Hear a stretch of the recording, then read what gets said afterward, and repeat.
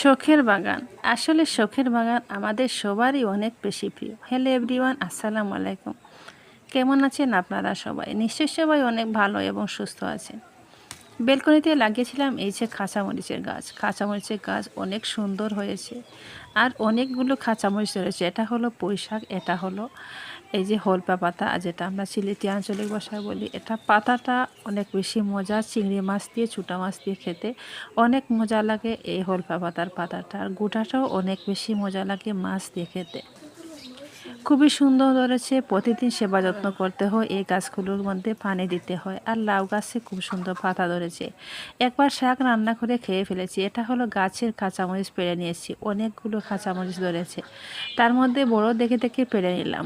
এটা হলো লাউয়ের গাছের ফুল ধরেছে, খুবই সুন্দর লাগছে দেখতে। আমার অনেক বেশি ভালো লাগছে, অনেক আনন্দ লাগছে।